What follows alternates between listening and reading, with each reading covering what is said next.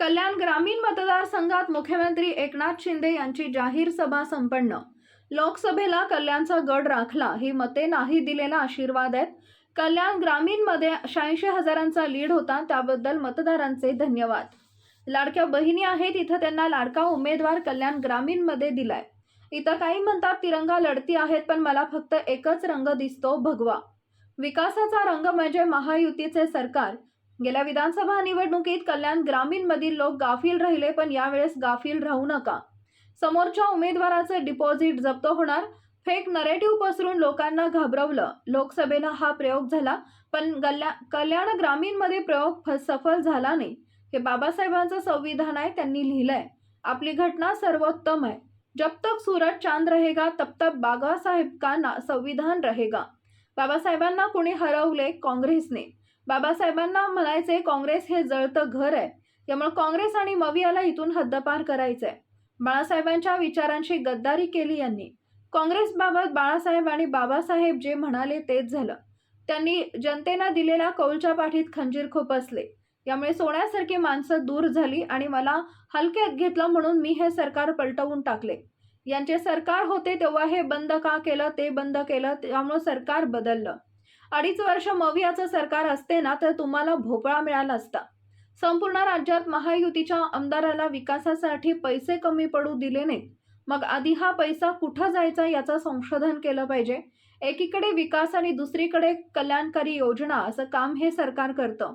ज्या लाडक्या बहिणी वंचित राहिल्या त्यांना देखील हा लाडका भाऊ पैसे देणार। हे सरकार देना बँक आहे, लेना बँक नाही। या सावत्र भावंडांनी आडवं मांजर घातलं असतं, म्हणून आम्ही ऑक्टोबरमध्येच नोव्हेंबरचा हप्ता दिला। 20 तारखेला मतदान होईल आणि लाडक्या बहिणींच्या खात्यात डिसेंबरचा हप्ता पोहोचणार। 33,000 कोटी दिलेत या योजनेला। हे सर्व जनतेचे पैसे आहेत, तेच जनतेला देतोय। मी गरिबी पाहिली आहे। दुधाचे बिल, लाईट बिल खूप कसरत व्हायची, तेव्हाच मी ठरवले जेव्हा माझ्याकडे सत्ता येईल तेव्हा लाडक्या बहिणींना सोन्याचे दिवस आणणार। ही योजना कुणी मायका आला तरी बंद होऊ शकणार नाही। ही लोक मतं मागायला आले तर यांना जोडं दाखवा आणि विचारा योजनेत का खोडा घातला। छत्रपती शिवाजी महाराज की जय भवानी। अंबरनाथच्या शंभू महादेवाला आणि नंदी देवाला माझा साष्टांग दंडवत।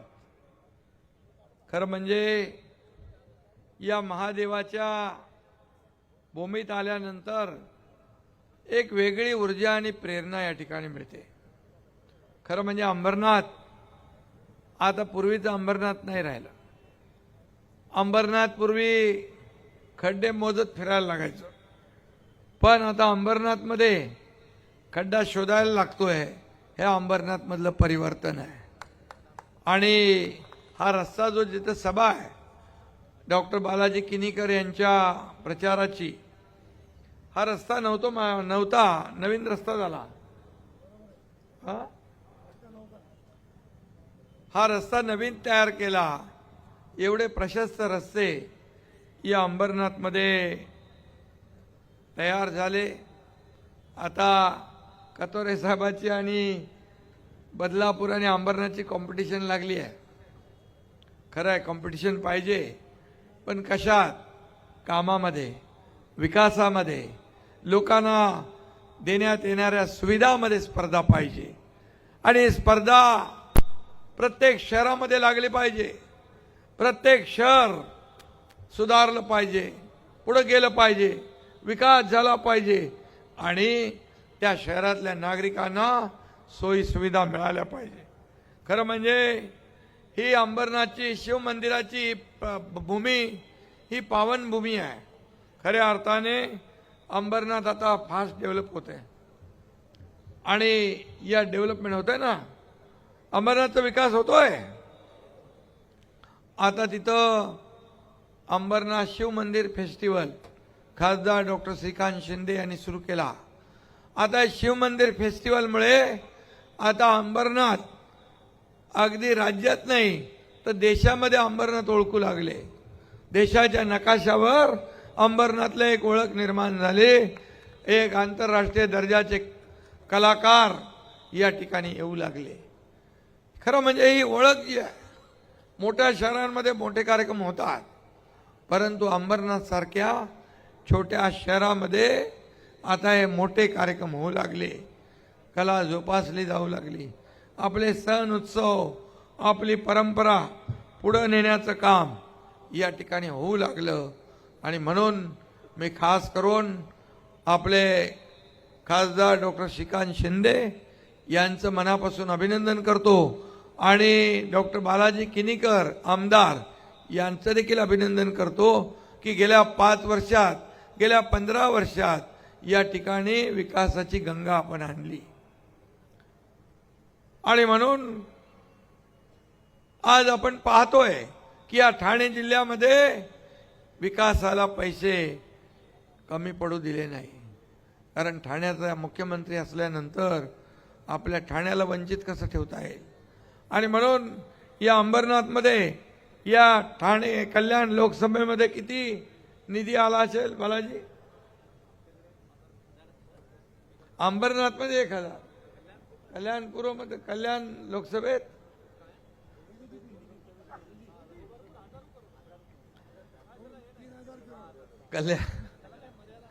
अंबरनाथ मतदारसंघामध्ये 1000 कोटी निधी या ठिकाणी बालाजी किनीकर यांनी आणला. आणि कल्याण लोकसभा मतदारसंघामध्ये खासदारांनी किती आणला माहित नाही, हजारो कोटी, 5000 कोटी निधी या संपूर्ण कल्याण लोकसभा मतदारसंघामध्ये विविध कामामध्ये. खरं म्हणजे हे सरकार आपण स्थापन केलं 2 वर्षापूर्वी. यापूर्वीच 2.5 वर्षाचं सरकार आपण पाहिलं. श्रीकांतनी मगाशी सांगितलं, अरे सरकार आल्यानंतर आम्ही काय सुरू करू, आम्ही काय लोकांना देऊ, नवीन योजना काय करू, हे राज्यकर्त्यांनी बोललं पाहिजे.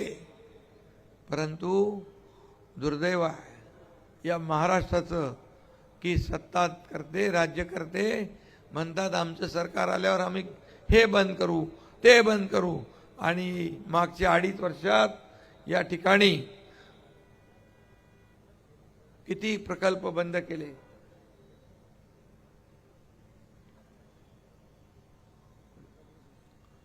समृद्धी highway, Nagpur Mumbai, coastal Mumbai, Atal Setu, metro, car shed, जलयुक्त शिवार, पाण्याच्या योजना, सगळं बंद. त्याला स्टे दिला, स्पीड ब्रेकर टाकला.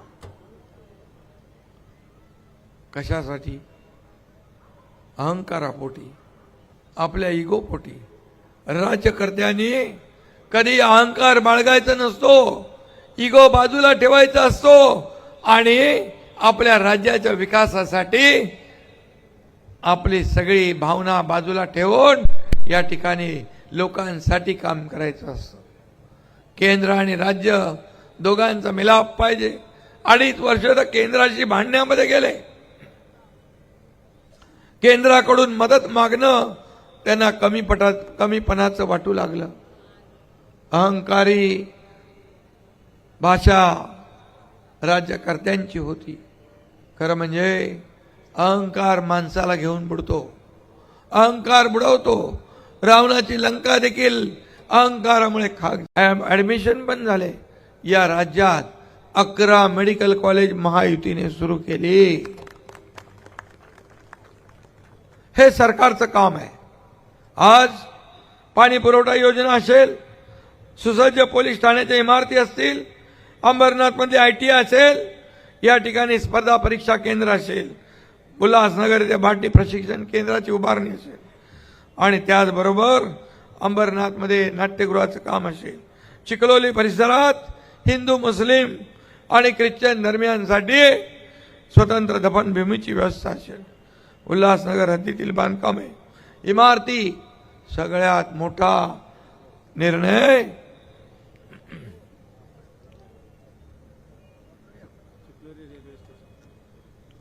आम्ही उल्हासनगर मधल्या धोकादायक इमारती रेग्युलाइज करण्याचा निर्णय आम्ही घेतला. हजारो लाखो लोकांचा प्रश्न होता. धोकादायक इमारतींचा पुनर्विकास अगोदर घेतलेले निर्णय परवडत नव्हते आणि म्हणून लोकांना परवडेल, लोकांना सोयीचा असा निर्णय आम्ही घेतला. Cluster development. आता इमारती पडून लोक मरणार नाहीत. चिखलोली धरणाचा विषय, चिखलोलीतला आणखी काय, रेल्वे स्टेशन काम चालू झालं आणि काय काय केलं आपण. सूर्योदय गृहनिर्माण संस्थे पुनर्विकास, उल्हासनगर नियमाकुल, शिवगंगानगर गृहनिर्माण संस्थेच्या जमिनीवरील वन नोंदी कमी झाल्या. हे सगळं काम स्थानिक पातळीवरचं बालाजी किनीकर आमदार यांनी केलं आणि म्हणून आमदार म्हणून जे लोकांना काम पाहिजे ते त्यांनी दिलं. तुम्हाला महाविकास आघाडीच्या काळात किती निधी मिळाला? किती निधी मिळाला तुम्हाला? अरे महाविकास आघाडीच्या काळात पुढे ना, महायुतीत आपल्याला जास्त मिळालं. महायुतीमध्ये भोपळा मिळाला म्हणतो, महाविकास आघाडीमध्ये. आणि आता 1000 कोटीच्या वरती अंबरनाथला निधी देण्याचं काम आपण केलंय. हे चांगले तुम्ही रस्ते बघताय, खासदारांचा पाठपुरावा, आमदारांचा पाठपुरावा, आपल्या पदाधिकाऱ्यांचा पाठपुरावा या ठिकाणी करून आपण हे शहर, मला आठवत आहे काही वर्षापूर्वी नगरपालिकेची निवडणूक होती आणि त्यावेळेचे प्रमुख आले होते, खड्ड्यात रस्ता का रस्त्यात खड्डा, अशी परिस्थिती होती. ती आता बदलली आहे. मला वाटतं आता काय ओळख झाली अंबरनाथची वेगळी ओळख निर्माण झाली. रस्ते चकाचक झाले. ज्या शहराचे रस्ते चांगले त्याची प्रगती जोरात होते आणि म्हणून आज हे अंबरनाथ आज छोटं शहर असलं तरी सुद्धा आता सांस्कृतिक शहर म्हणून त्याची ओळख झाली. चांगले रस्त्यांची ओळख झाली. या ठिकाणी काय काय शूटिंग रेंज आहे, स्विमिंग पूल आहे, नाट्यगृह आहे, स्पर्धा परीक्षा आहे आणि काय, अरे म्हणजे सर्वच आहे. म्हणजे ठाण्याबरोबर हे अंबरनाथ शहर स्पर्धा करू लागलं, याचा देखील गर्व आणि अभिमान सगळ्यांना असला पाहिजे. ठाणे हे मोठं शहर आहे, अंबरनाथ हे छोटं शहर आहे, परंतु हे वाढतं आहे. आता मुंबईतला माणूस इकडे अंबरनाथ बदलापूरकडे येऊ लागला आणि या ठिकाणी MIDC वाढली. MIDC स्मॉल स्केल इंडस्ट्रीला आपण त्यांना जागा दिली, ती वाढती आहे, रोजगार वाढत आहेत आणि म्हणून या ठिकाणी ज्या आम्ही योजना केल्या या सर्वसामान्य लोकांच्या भल्यासाठी. माझ्या लाडक्या बहिणीनं योजना केली, खासदारांनी सांगितलं काय काय केलं, कोर्टात गेले, इकडे गेले, तिकडे गेले, योजनेला बदनाम केलं. पण जसे 2 हप्ते तुमच्या खात्यात आले तसे म्हणायला लागले लवकर काढून घ्या, लवकर काढून घ्या, नाही तर सरकार काढून घेईल. अरे सरकार देणार आहे, घेणार नाही. हे देना बँक आहे, लेना बँक नाही. हप्ते घेणार आणि जेलमध्ये जाणार सरकार नाही, तर माझ्या लाडक्या बहिणींच्या खात्यात 5 हप्ते भरणार सरकार आहे. आम्ही ऑक्टोबरमध्येच नोव्हेंबरचे पैसे दिले. आम्हाला माहित होतं हे विरोधक, हे तुमचे सावत्र भाऊ, हे कपटी भाऊ तुमचा नोव्हेंबर मधला हप्ता थांबवणार, म्हणून तुमच्या एकनाथ शिंदेने ऑक्टोबरमध्येच नोव्हेंबरचा हप्ता दिला.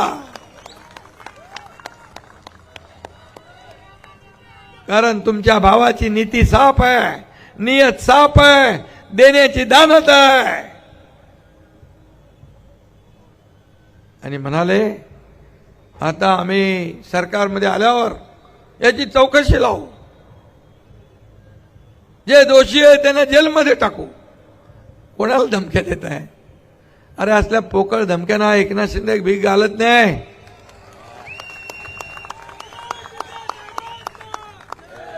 एकनाथ शिंदेला तुम्ही लाईटली घेतलं, हलक्यात घेतलं, म्हणून तुमच्या विकास विरोधी सरकारचा टांगा पलटी करून टाकला एकनाथ शिंदेने.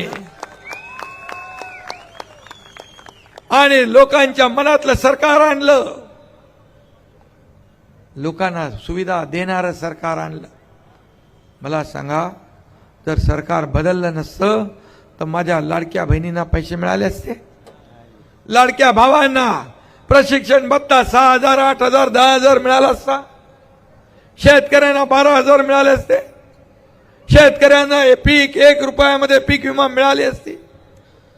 माझ्या लाडक्या छोट्या मुली आहेत, त्या इंजिनिअरिंगमध्ये शिकल्या असत्या, डॉक्टर झाल्या असत्या, वकील झाल्या असत्या. तुम्हाला एक उदाहरण सांगतो. किती प्रकल्प बंद केले.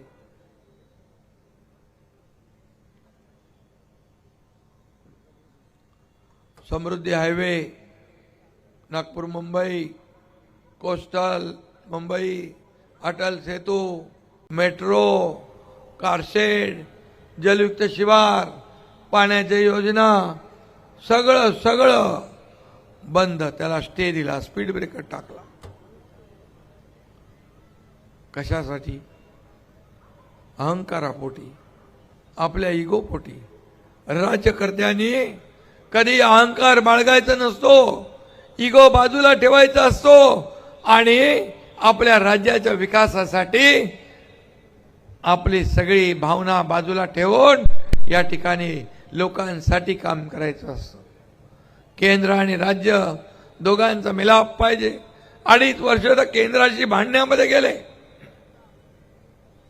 केंद्राकडून मदत मागणं त्यांना कमीपणाचं वाटू लागलं.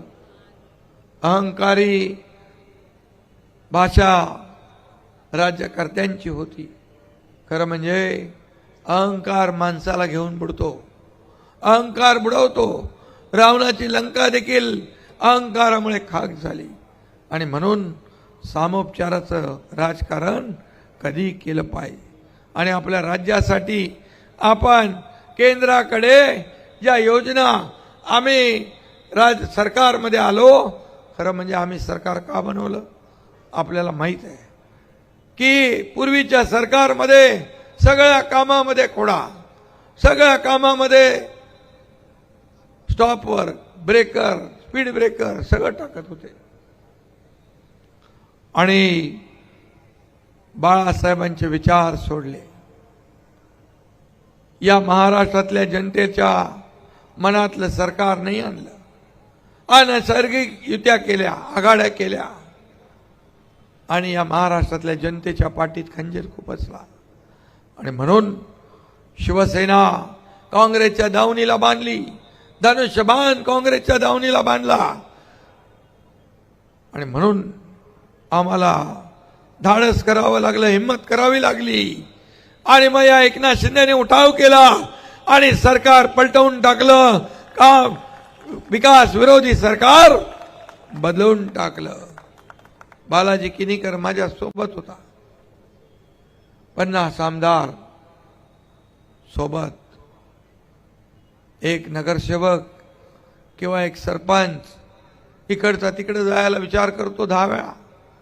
पण 50 आमदार या एकनाथ शिंदेच्या सोबत आले का? शिवसेनेचं बाळासाहेबांचे विचार आम्ही घेऊन पुढे चाललो, बाळासाहेबांचे विचार घेऊन पुढे चाललो आणि बाळासाहेबांच्या विचारांचं सरकार आम्ही बनवलं. आणि म्हणून मला आठवत आहे की गेल्या 2.5 वर्षामध्ये आम्ही काम काम काम दुसरं काय केलं नाही. 24/7 काम केलं. मी असेन, दोन्ही माझे उपमुख्यमंत्री देवेंद्रजी असतील, अजितदादा असतील,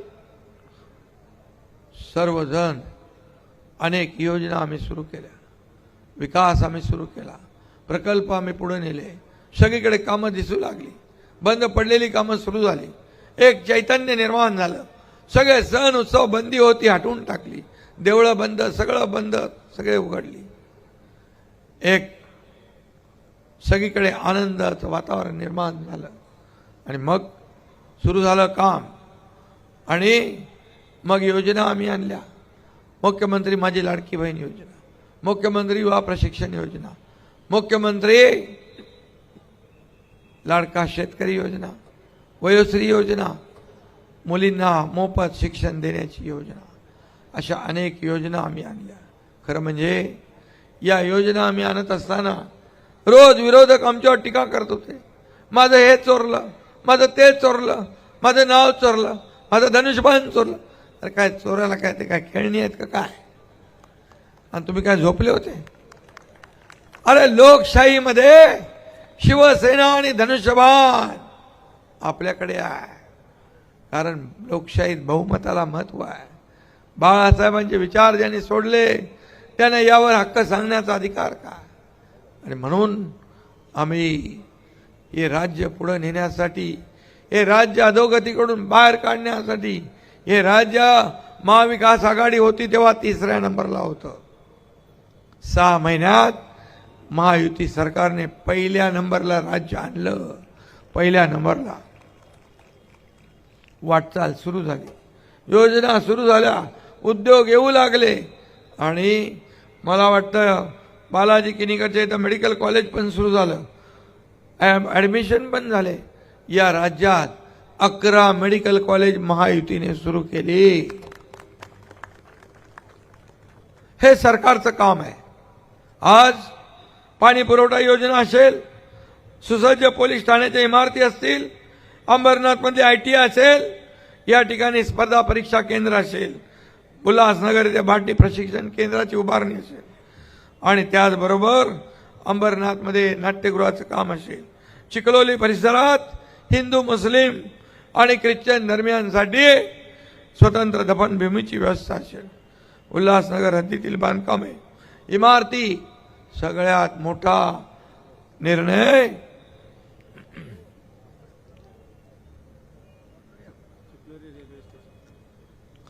आम्ही उल्हासनगर मधल्या धोकादायक इमारती रेग्युलाइज करण्याचा निर्णय आम्ही घेतला.